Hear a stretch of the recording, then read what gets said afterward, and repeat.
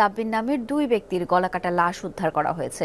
সেখানে রয়েছেন সহকর্মী রাব্বি সিদ্দিকী। যাচ্ছি তার কাছে। রাব্বি, এই দুই হত্যাকাণ্ডের কোনো কারণ জানতে পেরেছেন কি? শাওন, আসলে এখন পর্যন্ত এই যে দুই মরদেহ পাওয়া গেছে, সেই মরদেহের সুরত হলের কাজটি করছে পুলিশ।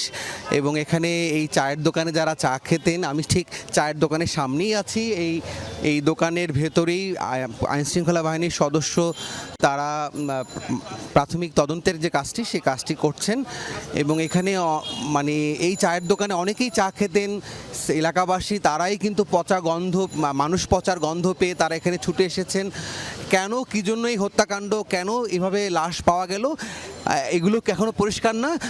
আপনারা কি এই দোকানে আসতেন? হ্যাঁ, আমরা কন্টিনিউ এখানে চা খাইতাম। আর এই কাকা আমাদের সবারই পরিচিত। তো উনি বরিশালে বাড়ি, উনি হচ্ছে এখানে কেয়ারটেকার হিসেবে দায়িত্ব ছিল এবং সে